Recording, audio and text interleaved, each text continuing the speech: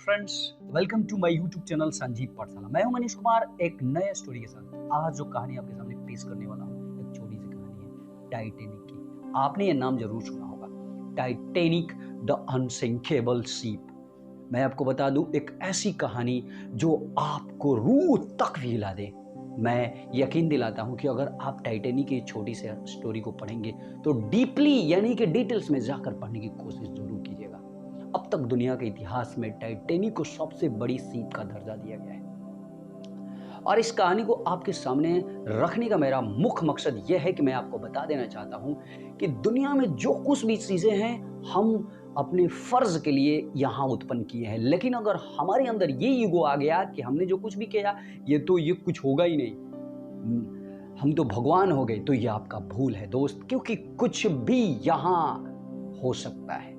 तो आपके अंदर ये इगोइज्म ना आए। अब इस इगोइज्म को खत्म करने के लिए टाइटैनिक से सुंदर स्टोरी दूसरा तो मेरे ख्याल से मेरे जहन में नहीं हो सकता है, तो इसलिए मैं ये कहानी पढ़ रहा था तो आपके सम्मुख लाना मेरा फर्ज बना।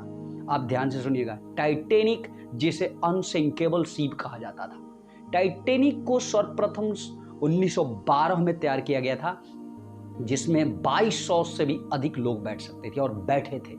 कहा जाता है कि टाइटैनिक सर्वप्रथम इंग्लैंड से चली और ये न्यूयॉर्क को जाने वाली थी, लेकिन बीच में आइस बर्ज मिल जाने के कारण डैश होता है, एक बहुत ही भयंकर एक्सीडेंट होता है, लगभग 1500 लोग मर जाते हैं।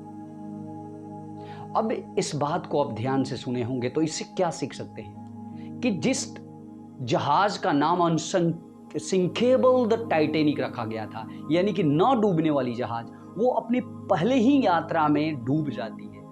तो इससे ये तो साफ जाहिर होता है कि आप ये नहीं कर सकते हैं कि आप जिस चीज को क्रिएट किए हैं आप भगवान हो गए, आप फ्यूचर को देख सकते हैं कि ऐसा हो ही नहीं सकता है। इसलिए आपके अंदर ये ईगो नहीं होना चाहिए। आपने जो कुछ भी बनाया ये आपकी बहादुरी है। आपके लिए प्रशंसा करना सबके लिए बहुत ही जरूरी है, सब करेंगे आपकी प्रशंसा, लेकिन प्रशंसा सुन के आपके अंदर ये नहीं आना चाहिए कि आप तो एक ऐसे चीज को क्रिएट कर दिए कि जो कभी खत्म नहीं हो सकती है। आपका नाम हमेशा लिया जाएगा, दोस्त लिया जाएगा, लेकिन इसको घमंड नहीं बल्कि प्यार से अपनाइए। आप ऐसा समझिए कि आप इस पृथ्वी पे आए हैं तो आपने जो कुछ भी बनाया ये आपका फर्ज है। तो कभी भी किसी चीज के लिए आप ईगो मत कीजिए। आपके अंदर घमंड नाम मात्र का भी नहीं होना चाहिए, अन्यथा आपने जो इस कहानी को पढ़ा सुना तो इससे बहुत कुछ सीखे होंगे।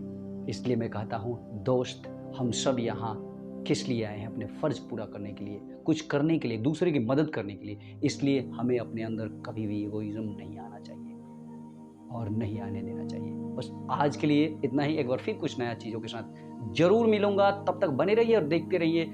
और अगर आप न्यू है इस चैनल पे तो जरूर सब्सक्राइब कर दीजिएगा और साथ ही साथ बेल आइकन को भी प्रेस कर दीजिएगा ताकि इस तरह के वीडियोज आपको हमेशा मिलते रहें। नमस्कार, जय हिंद।